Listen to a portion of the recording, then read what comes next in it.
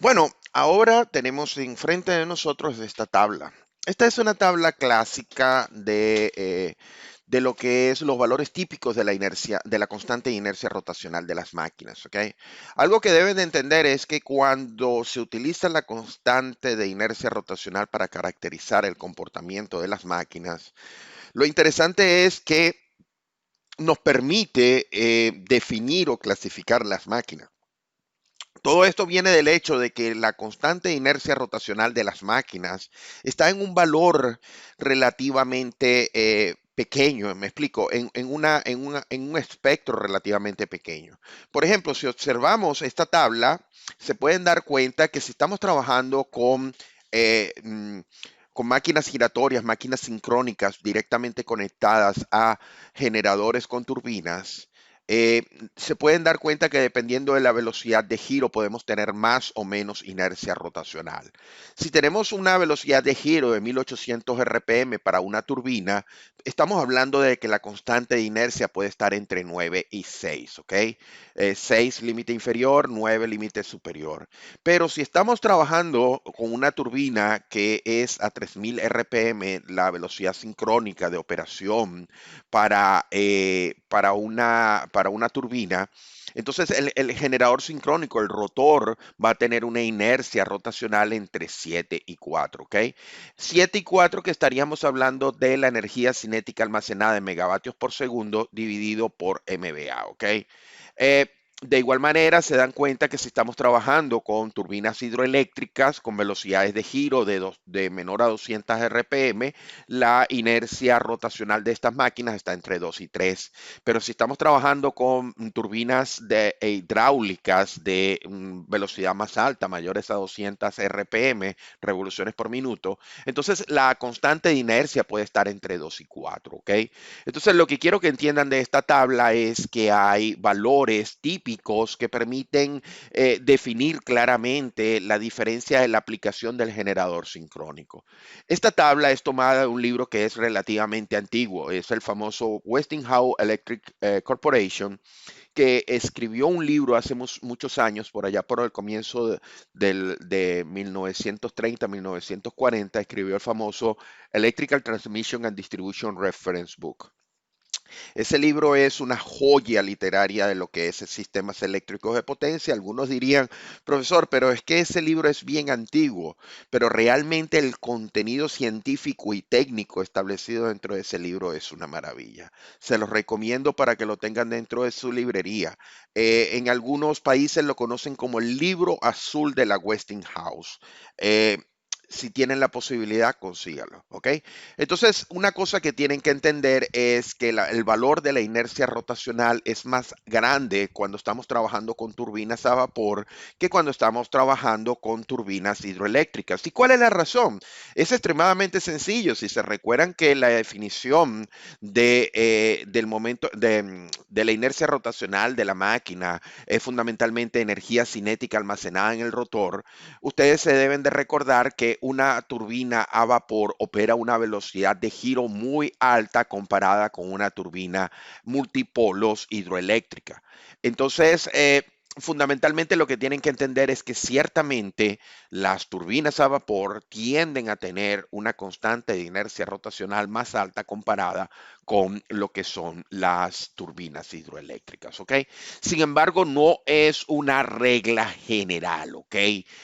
Tienen que entender que cuando tenemos la combinación prime mover, es decir, la turbina más el generador, la inercia de ese sistema es la combinación de las dos inercias. Y una cosa que tienen que entender es que en el caso de las turbinas a vapor, entre un 30 y 60% de la inercia total del sistema turbina generador viene del turbogenerador, es decir, de la turbina. Tienen que tener en cuenta eso. También ocurre con las turbinas de viento. Las turbinas de viento, cuando tienen conexión con caja convertidora, la caja convertidora modifica torques y velocidades. Y la velocidad de las palas de una turbina de viento es bastante lenta y esa caja convertidora multiplica la velocidad para que un generador pueda operar a una velocidad decente. Entonces, lo que estoy tratando de explicarles es que en el caso de las turbinas a viento, las palas tienen una inercia, por supuesto, es una inercia relativamente mucho más baja comparada con la inercia del generador, pero que se deben de combinar, ¿ok? Entonces, fundamentalmente en esta tabla lo que he querido es que vean algunos valores indicativos. Ahora, la pregunta importante es, profesor, ¿puedo utilizar esta tabla para colocar los valores dentro de Power Factory? La respuesta es no. Siempre que ustedes tengan una unidad de generación, hablen con el fabricante, consulten con el fabricante, obtengan los datos del fabricante. ¿Por qué? Porque si usted fundamentalmente está utilizando modelos generalizados o datos generalizados, usted va a obtener resultados generalizados. Es decir, como en cualquier software, si usted mete basura, saca basura. Entonces, sean serios, sean responsables cuando estén realizando modelación de máquinas eléctricas. Ustedes deben de obtener los parámetros del fabricante. Si ustedes no tienen los parámetros del fabricante, por supuesto, sugieran que se efectúen test. Cada uno de los parámetros electromecánicos de la máquina sincrónica pueden ser obtenidos por test. En el caso que no se puedan realizar test, entonces utilicen data y utilicen parameter estimation o estimación de parámetros para determinar esos parámetros. Y en el último, en el peor de los casos, si están en etapa de planificación y no pueden tener los valores numéricos porque están en etapa de planificación y la unidad no ha sido definida, entonces bajo esas condiciones sí puedo recomendarles que utilicen valores estandarizados, valores típicos. Bueno, pasando a la definición, entonces quiero que entiendan que la inercia rotacional en las máquinas sincrónicas es la energía cinética almacenada en el rotor. Si ustedes ven la primera ecuación que aparece en este slide, H es fundamentalmente la energía almacenada en joules dividido entre la potencia, la potencia aparente de la máquina sincrónica medida en volt amperes, ¿ok? Entonces hay varias ecuaciones, podemos hacer una serie de propiedades desde el punto de vista matemática. Ustedes recuerdan la definición de kinetic energy, energía cinética. Aquí aparece la definición de kinetic energy. La energía cinética del rotor va a ser un medio del momento de inercia por la velocidad al cuadrado. Pero si utilizamos la definición que establecí inicialmente, entonces la energía cinética es numéricamente igual a H multiplicada por la capacidad nominal de la máquina. Si llamamos G la capacidad nominal de la máquina, entonces la energía cinética sería G por H. Y numéricamente eso es igual a un medio de la inercia multiplicada al cuadrado de la velocidad.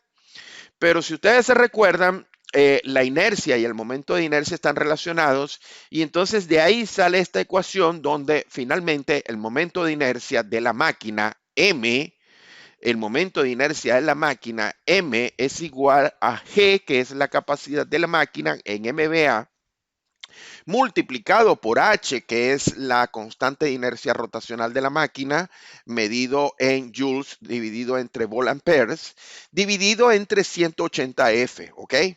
Ustedes se deben de dar cuenta que en ese caso particular, tenemos que M es igual a G por H dividido entre 180F. ¿Cuáles serían las unidades del momento de inercia en ese caso? Bueno, serían megajoules dividido entre grados eléctricos. Si ustedes están utilizando la ecuación de oscilación y quieren obtener los resultados de la ecuación de oscilación en grados eléctricos, lo cual no recomiendo, fundamentalmente deberían de utilizar entonces M como numéricamente igual a G por H dividido entre 180F.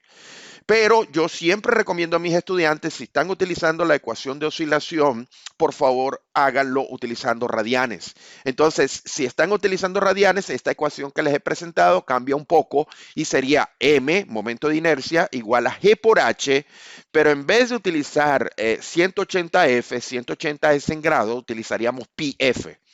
porque estaríamos diciendo que 180 grados es igual a pi radianes y entonces las unidades del momento de inercia en este caso se transformarían en megajoule por grados por radianes eléctricos, ¿ok?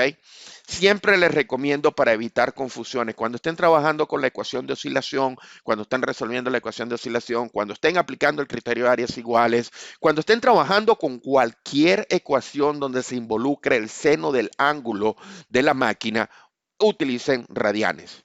Con eso van a evitar malas sorpresas en sus cálculos numéricos.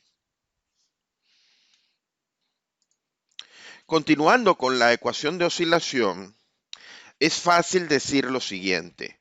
La ecuación de oscilación que presenté en el video anterior era la ecuación de oscilación clásica. La ecuación de oscilación clásica es la que utiliza la derivada segunda del ángulo.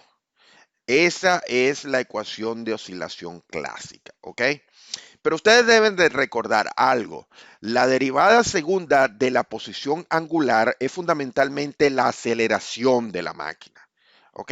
La aceleración del rotor de la máquina o puede ser la rapidez del cambio de la velocidad de la máquina. Recuérdense, aceleración es igual a la derivada de la velocidad o la segunda derivada de la posición.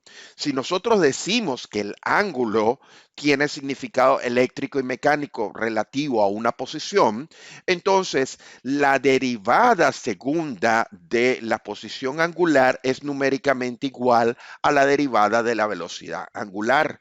Y eso es totalmente cierto. La derivada segunda de delta de la posición angular es igual a la derivada de la velocidad y la derivada de la velocidad es numéricamente igual a la derivada de la frecuencia, porque recuérdense que la velocidad angular es 2pi multiplicado por la frecuencia.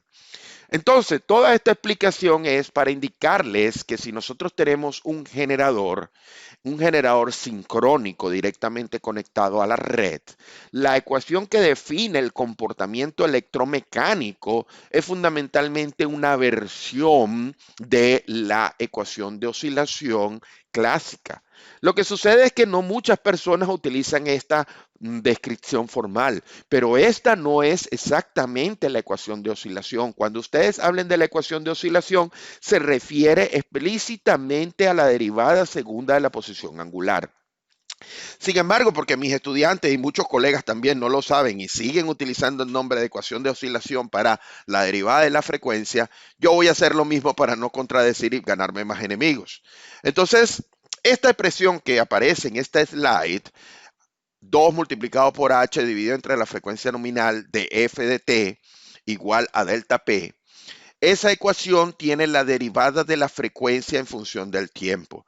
La derivada de la frecuencia es numéricamente igual a la derivada de la velocidad y eso es numéricamente igual a la derivada segunda de la posición angular. Esta es la ecuación que nosotros vamos a estar utilizando para definir el comportamiento electromecánico de la frecuencia en un sistema donde hay generadores sincrónicos. Sepan y entiendan que esta ecuación aplica para un generador sincrónico, pero también puede ser extendida y puede ser utilizada para el caso multimáquinas. En el caso multimáquina tenemos dos posibles escenarios. O transformamos todas las máquinas en una máquina equivalente y entonces tendríamos una frecuencia equivalente y tendríamos una constante de inercia equivalente. O queremos el detalle del comportamiento de la frecuencia en cada una de las máquinas y entonces tendríamos tantas ecuaciones diferenciales como ecuaciones diferenciales de oscilación como máquinas sincrónicas directamente conectadas estén en la red. ¿Ok? Son los dos enfoques. En este curso yo voy a utilizar los dos enfoques. El enfoque simplificado, que es simplemente sumar y combinar todas las máquinas sincrónicas dentro de una equivalente, pero al mismo tiempo luego vamos a utilizar una ecuación diferencial de primer orden de f de t para representar cada una de las electromecánicas del generador sincrónico. Luego ustedes van a entender que Dick-Silent Power Factor utiliza este concepto. Dick-Silent asigna una ecuación de oscilación a cada una de las máquinas sincrónicas directamente conectadas a la red. Por supuesto, la resuelve cuando ustedes están utilizando simulaciones en el dominio del tiempo. ¿Ok? Pero recapitulando, esta ecuación es la ecuación que vamos a estar utilizando. Tiene varios términos que son sumamente importantes. En el lado izquierdo tenemos delta P, que es lo que se denomina la variación de la potencia. En algunos textos lo llaman potencia acelerante. Si estamos en régimen estacionario, la potencia acelerante es igual a cero, lo que significa que la potencia mecánica igual a la potencia eléctrica. Estamos hablando del caso de una máquina sincrónica donde no hay pérdidas asociadas a la máquina sincrónica, ¿ok?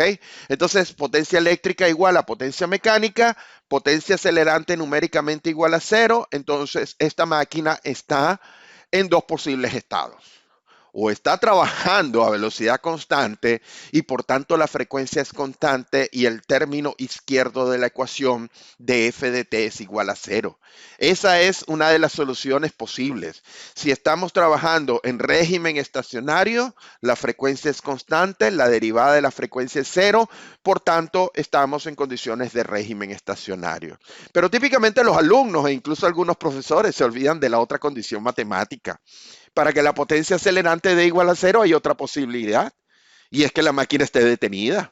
Y si la máquina, la velocidad es igual a cero, la derivada también es igual a cero. Por supuesto, nosotros no consideramos ese caso porque nosotros asumimos que el sistema está operando en régimen estacionario, porque realmente lo que estamos analizando es desviaciones de la frecuencia a partir de la frecuencia fundamental. Pero matemáticamente hablando, explícitamente hablando, hay que considerar las dos posibles soluciones. O la máquina está operando a velocidad constante y por tanto la derivada es igual a cero, o la máquina está detenida, que es la solución que a nadie se les ocurre, pero la derivada también es igual a cero. Entonces, entiendan que el lado derecho de esta expresión es sumamente importante, define los cambios de la potencia acelerante, pero el lado derecho de esta expresión es donde aparece el df de t. El df de t es un valor sumamente importante, es la rapidez de cambio de la frecuencia, nos dice qué tan rápido la frecuencia cambia, nos dice qué tan rápido las máquinas sincrónicas se aceleran. Entonces el df de t, que dentro de unos videos, probablemente en la próxima clase, les dé el nombre de Rocoff. Rocoff viene de las iniciales en inglés, rate of change of frequency, tasa de cambio de la frecuencia. Quiero que entiendan entonces que fundamentalmente el df de t es una variable sumamente importante. Cuando hablemos del sistema de baja inercia, Rocoff va a ser sumamente importante. Y tenemos h. H es el coeficiente del df de t. No sé si se dan cuenta que está multiplicando y como es coeficiente está aumentando el Rocoff. Entonces el H es la inercia rotacional del sistema. H es la constante de inercia, puede estar definida en kilovatios por segundo entre kVA o simplemente en segundos, ¿ok? Entonces tengan en cuenta la ecuación de oscilación en términos de la frecuencia es algo que vamos a estar utilizando. Es una ecuación sumamente importante porque va a definir el comportamiento dinámico de la frecuencia. ¿Ok? La ecuación de oscilación como la tenemos va a definir la dinámica completa. ¿Ok? Quiero que entiendan que es la dinámica completa de la frecuencia. Hago esta aclaratoria porque más adelante vamos a utilizar una versión linealizada de esta ecuación. Y cuando estemos utilizando la versión linealizada de esta ecuación, entonces no va a ser posible porque va a representar solamente el comportamiento alrededor de un punto de equilibrio de esta ecuación. Esta es la ecuación general. Luego vamos a utilizar una versión linealizada para simplificar algunos cálculos.